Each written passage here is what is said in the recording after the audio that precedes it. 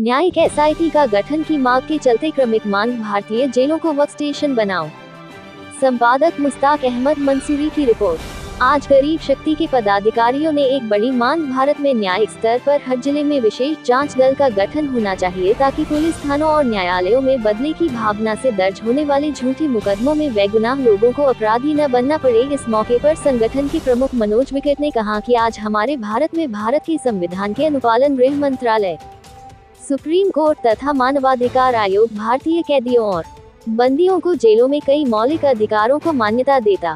है, जिससे भारतीय कैदियों और बंदियों को तमाम राहत प्राप्त होती है। फिर भी आज गरीब बेगुनाह कैदी और बंदी भारतीय जेलों में लंबी हिरासत के चलते मानसिक तनाव में नाटकीय जीवन व्यतीत कर रहे हैं तथा अपने अपने परिवार से बिछड़कर जेलों में सड़ रहे हैं। इतना ही नहीं, बंदिश के चलते कैदी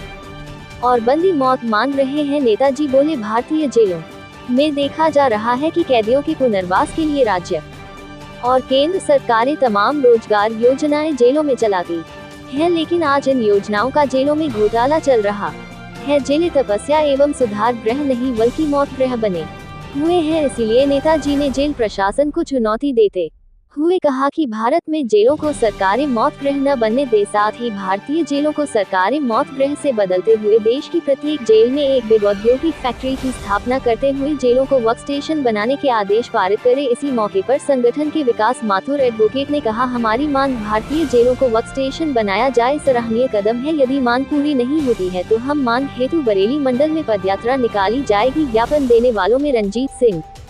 विकास माथुर, एडवोकेट संजीव सागर, मेहंदी हसन, अफजाल अहमद, मोहम्मद नासिर, मोहम्मद रफी, अलवी शाह, मुन्ना अहमद नासिर, तस्लीम, नूरवी, चमेली देवी, उषा और निजाम समेत दर्जनों लोग मौजूद रहे। आज आपकी क्या मांग है? आज मांग है भारतीय गरीब शक्ति दल की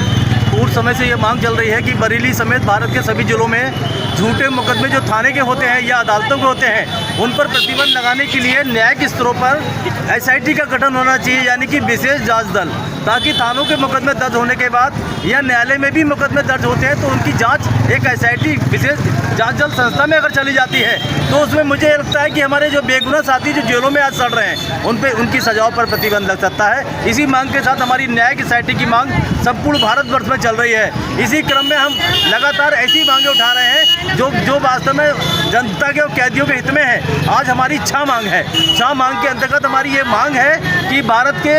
जो जेल हैं, जिस प्रकार से बाहर की दुनिया में सरकारें रोजगार देती हैं, इसी प्रकार से जो पुनर्वास योजनाओं के तहत हमारी जेलों के अंदर जो सूक्ष्म